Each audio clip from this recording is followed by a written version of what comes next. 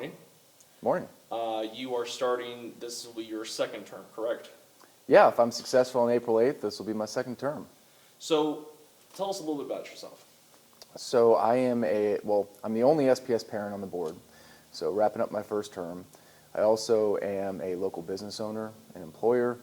I've spent the last 15 years building my business in Springfield and solving problems. We bring outside investment into Springfield to make nice places that people call home. And like you mentioned, this would be your second term if elected. What have you learned in those 2 years that you've been on the board? Everything about life's learning.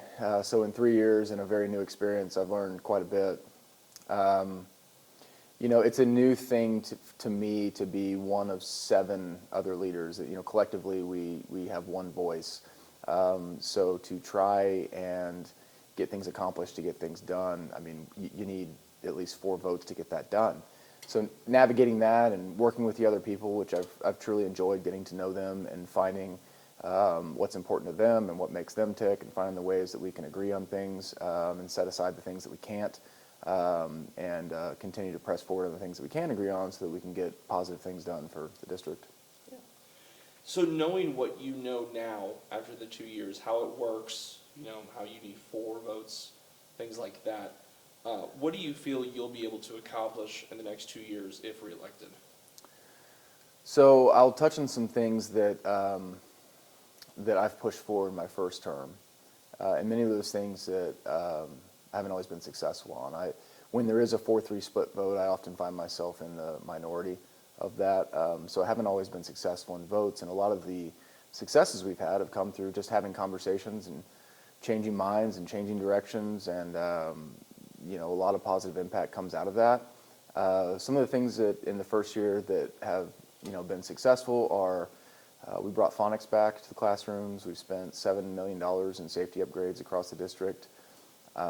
We have passed, in a large part through Dr. Mary Muhammad Khani and myself, worked together to visualize this idea of a comprehensive technology plan for the district, which I think is really important because this was intended to be our commitment as a district to the stakeholders, to the parents and the teachers and everyone, so that they knew exactly how we were being intentional about technology's place in K-12 education, and making sure that when they graduate that they are very fluent and know how to do many different things and really use it as a tool to improve their lives as they decide to go on and do whatever else that they're going to do. But also make sure that we're not leaning on it as a crutch that could potentially be a distraction or prevent, optimized learning.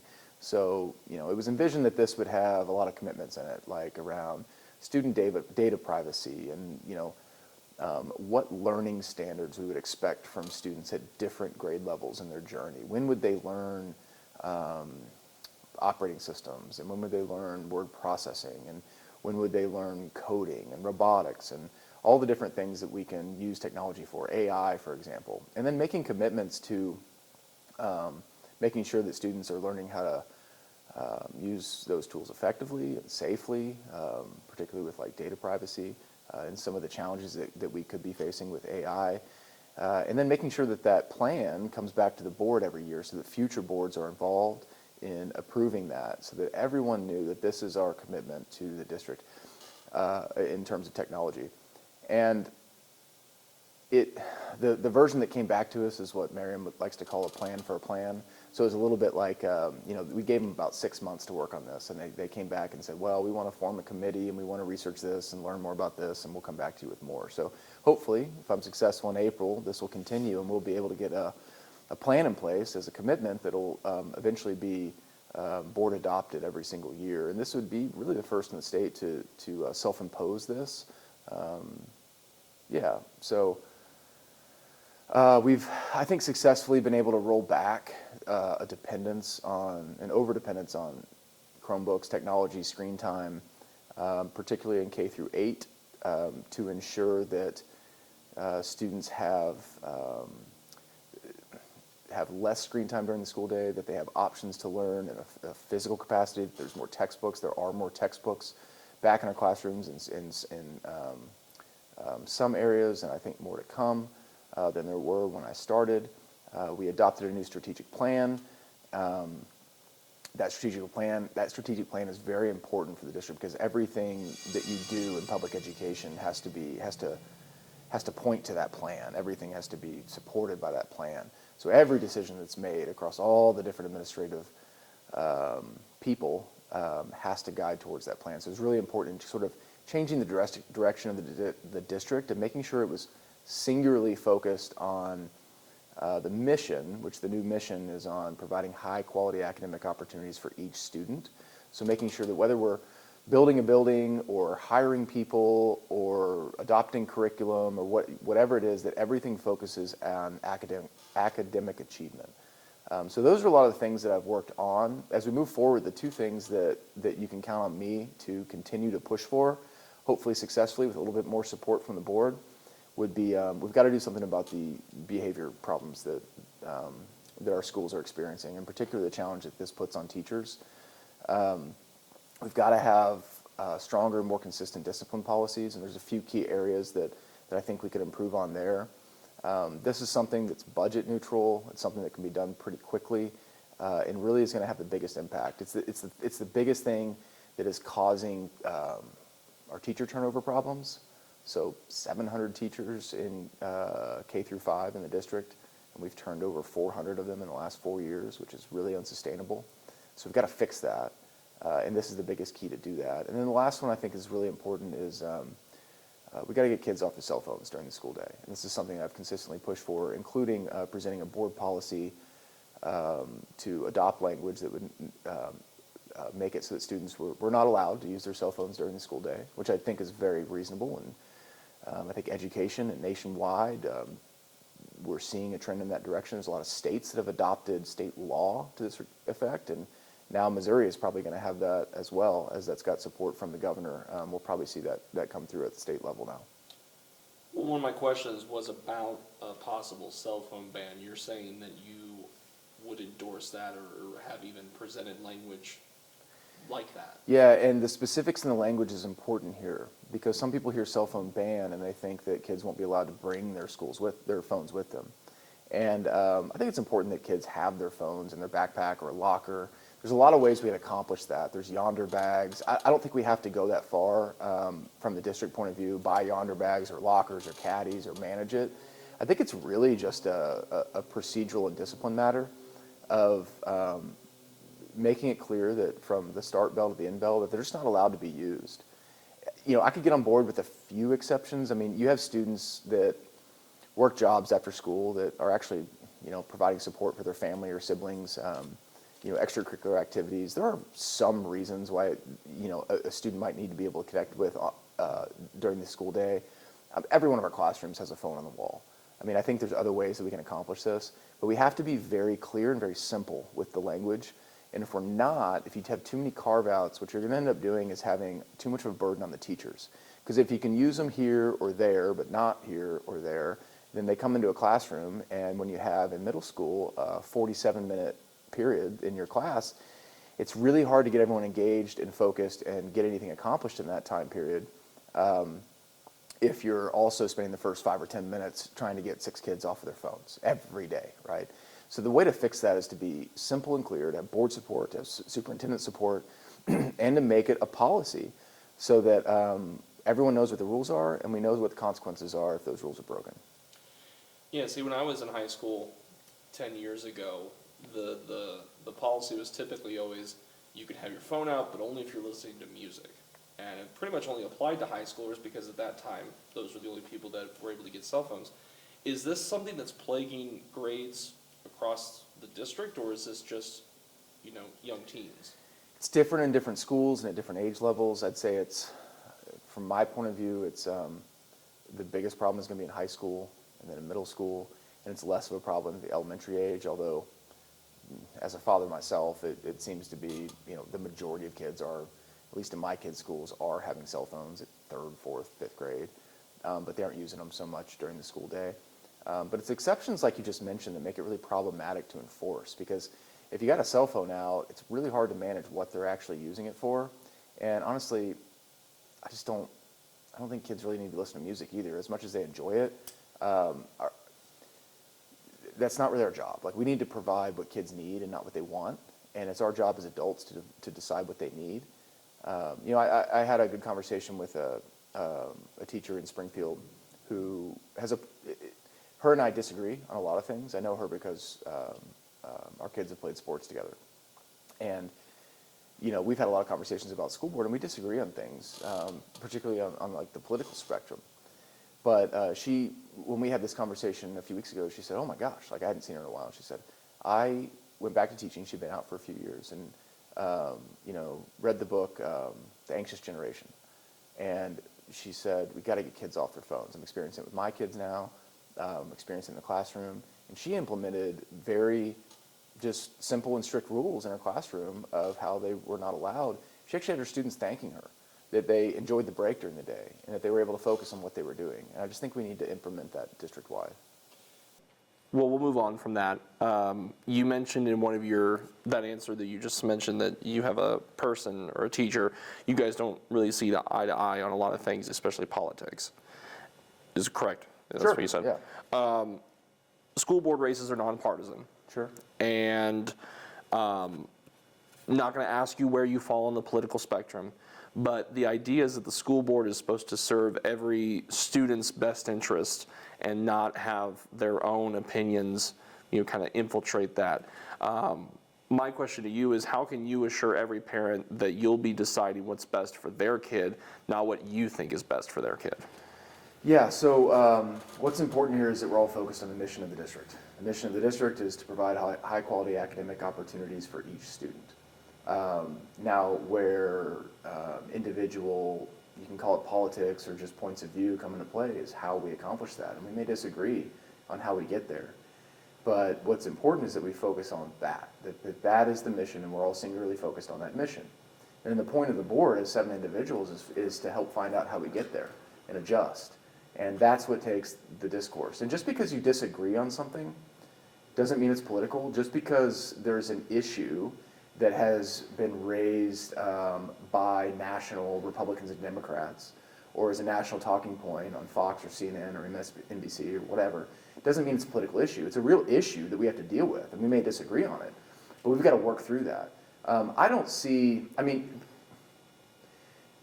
Everybody's going to have their individual points of view, and you're not going to be able to do away with that.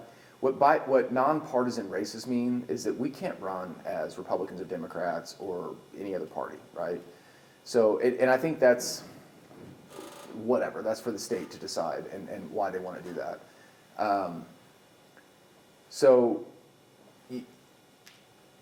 No one in this race is running as a Republican or Democrat. We're all going to have our individual points of view, and you can't help but bring those to decision-making process and the board table. So it really doesn't matter what you think about gun control or abortion or international policy or the war in Ukraine. Like none of that matters. These are political issues, and you don't have to be on the same political spectrum to do what's best for kids. I mean, I think in the cell phone one is a good example. There are people on both sides of the political spectrum that are realizing like these are really unhealthy for our kids to be on during the school day, really in general, but we can only affect the school day. And they're a distraction.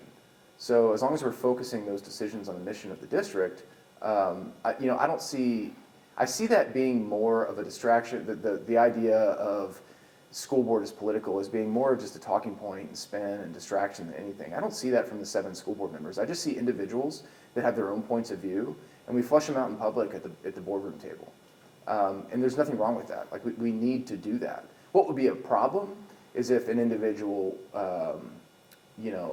attempted to run as a party candidate, and they can't do that because the state doesn't allow it. You can't have a ballot that says you are a Republican or a Democrat, and that's all the state is trying to keep you out of.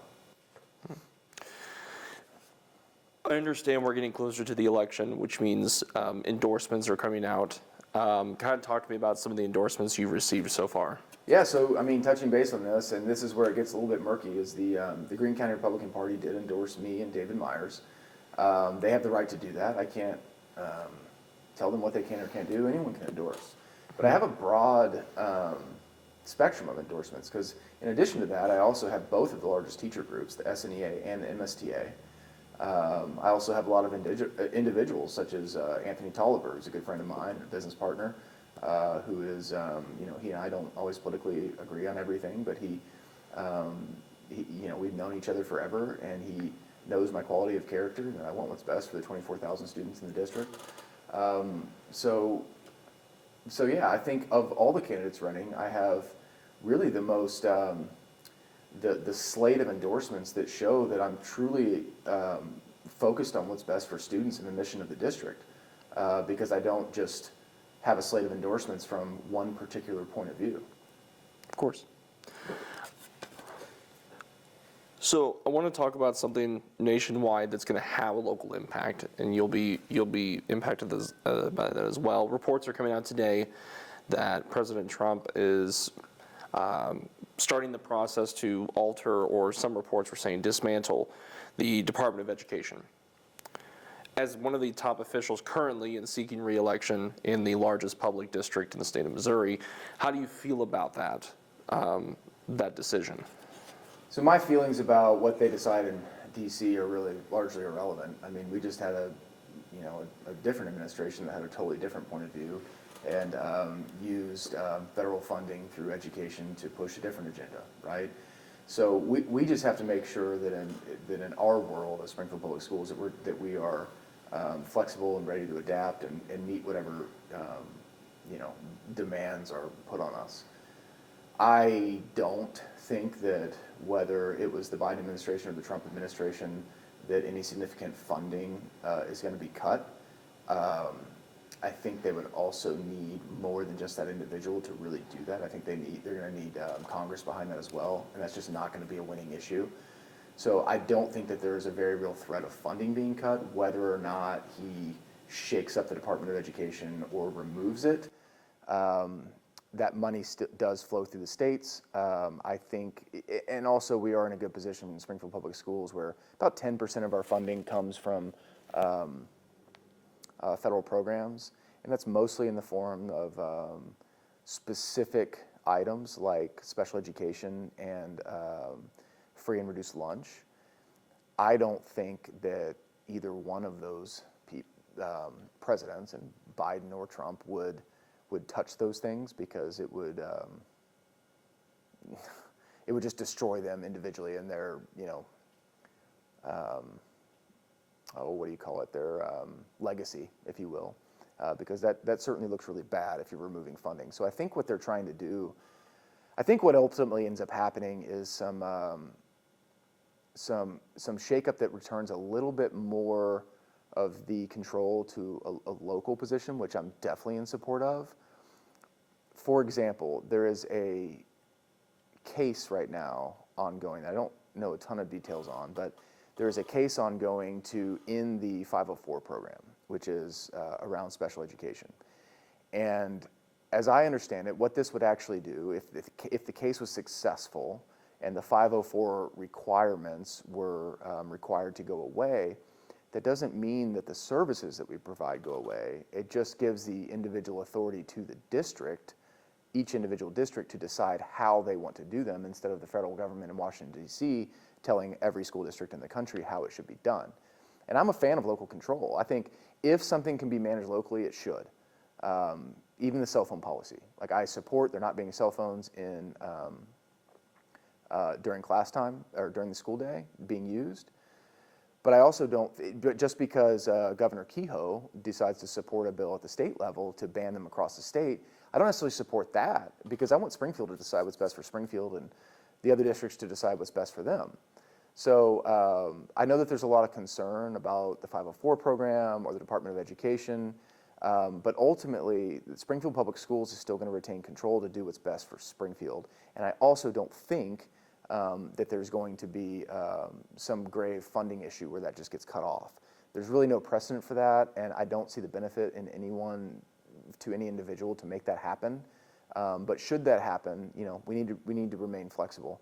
And as the largest district in the state, and having a large tax basis here and locally in Springfield with a lot of property taxes and personal property taxes and a lot of businesses, we are certainly in a better position to be able to adapt to that. And then my last one is, looking back 2 years ago, the race for the school board was very heated. There were certain topics out there like critical race theory, pride flags in the classroom. The term woke was used a lot. And then, so my question that was 2 years ago. It's now 2025. Do you believe that those are still issues that you want to address, or do you think that the district has handled those and that there are new issues that we need to discuss? Well, I think there's a sort of a gray area there, like there's an in-between, so I wouldn't say that it's so binary as to say yes or no to that. I think it's always a concern that we just need to be aware of to make sure, again, that we're focusing on the mission of the district. And some of the things that you're saying have become distractions, and some of them, and the people that push these things, are doing them for what they believe are the right reasons, so the intentions are good. But sometimes that distracts us from the mission of the district or causes other problems. My point of view is that we have to make sure that we're treating everyone, staff, students, everyone as individuals. And when you start dividing students into certain groups, you can really miss out on the individuality. And if it's, say, a student that may be struggling with something, and you're so focused on factors that maybe they can't control, like race or income or sexual orientation or any list of ways that we may divide the groups of kids, you might miss out on some kids that are struggling, maybe some that aren't in those groups that are struggling, or the kids that are in those groups, maybe we're really missing out on the why. So I just think it's important that we remain inclusive with everybody, and we treat everyone as individuals, because every individual has their own unique set of problems. And we need to make sure that to the ability that is within the district's control, that we are addressing those problems and meeting their needs. So of course, we don't discriminate against anyone, we won't. But I also don't want to go down this path where we have this never-ending list of all the different protected classes of people. I mean, if you look back 30 years ago, we would do non-discrimination language for race, and then 20 years ago, it's non-discrimination language for sexual orientation, and then 10 years ago, or more recently, it's non-discrimination for gender identity. And it just kind of becomes this never-ending thing, and you're never going to define them all, and particularly the gender identity one. I mean, the list of approved genders is not agreed upon really by anyone, and it's constantly changing. So I don't know how you can make policy based on that. So really what you need to do is just focus on individuals and understand that you're providing opportunities for everyone, and just not go down that road of this never-ending defining and putting people into groups, because it's really less about that individual or those things that they can control, versus everyone has their own individual challenges in life. Is there anything that you would like to add that I did not ask about? The floor is yours. So what I think is really important to understand in this race is all the things that we might disagree on, in particular the thing like we were just talking about, the protections for sexual orientation and gender identity for students that are youth in the district.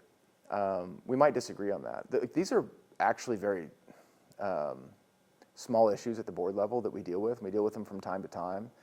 Not to say that they're not important and we need to handle them right, but what a board member does is they approve budgets, they set policy, they handle real estate and legal matters and operations and things of that nature. And what that equates to is really business experience, and that's what I have. That's what I've spent 15 years here doing in Springfield. And we don't have other people on the board that have that type of experience like I do. We have 3 educators, an attorney, and a retired physician. And then myself, and then Steve McCoskey is going off here in, next month. And then of the other board candidates running, none of them have the experience that I have in that either. And if we really want a healthy district that's successful in its mission, we need that kind of experience and that kind of problem solving and leadership experience. to be able to navigate the times that we're in, which is a time of budget reductions. We just have less revenue than we had. So we're in 4 years of budget reductions right now. We're right in the middle of it. We've got 2 more years of that where we've got to cut 15 million more out of the operating budget. We're spending a $220 million bond, and in the next couple years, there's going to be another bond proposed of a similar amount. So you're talking $500 million worth of bond projects. So for the health of the district, it's really important that we have a strong leader on the board who's willing to exercise that board leadership role for accountability in the district, who is responsible to the voters. And that's the purpose of having a board member, is every single April, people get to go vote. And that gives that local control where individuals get to have a say in how their education is run in their district. And so right now, this time, this board, and even if there's other candidates that you like and you get to vote for 2, I would urge people that even if you disagree with me on a few items, it's really crucial that we don't lose that kind of experience on the board, because that is the vast majority of what a board does and needs to do for a district to be successful.